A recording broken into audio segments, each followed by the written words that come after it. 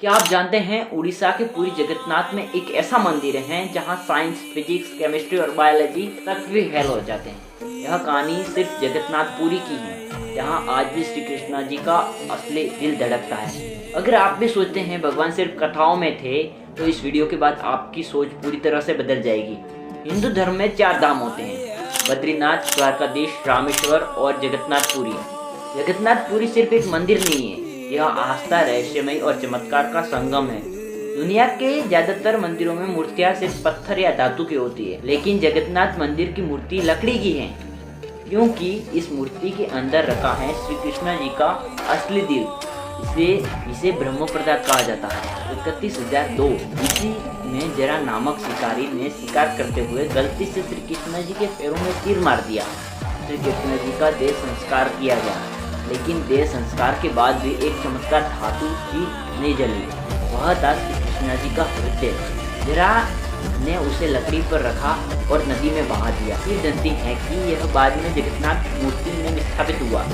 गुप्त साम्राज्य के राजा इंद्रधनुष को सपना आता है। विष्णु जी कहते हैं, नदी में डुबकी लगाओ, तुम्हें लकड़ी के तने में मैं मिलूंगा। राजा ने डुबकी लगाई, तना खोजा, तना मिला। कई काश्तकार असफल हुए। फिर एक रहस्यमय काश्तकार आता है और 21 दिन में मूर्ति बनाने की शर्त रखता है।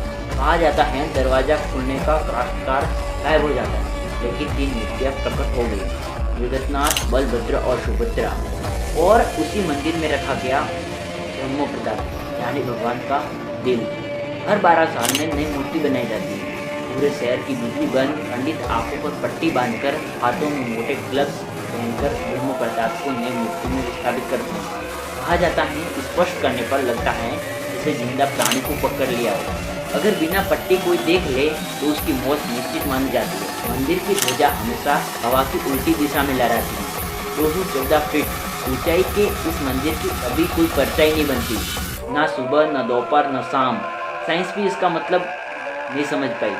मंदिर में रोज 500 लोगों की प्रसाद तैयार होता है, लेकिन भक्त चाहे कितना भी आए, प्रसाद कभी कम नहीं पड़ता। 7 मिट्टी के बर्तनों में सबसे ऊपर वाला प्रसाद सबसे पहले पकता है।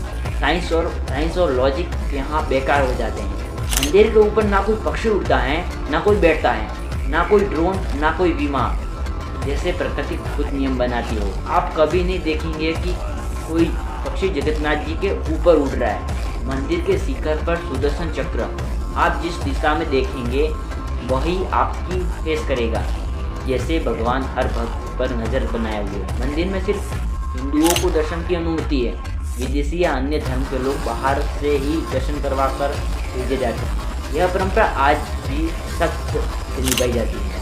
हर साल रथ यात्रा होती है।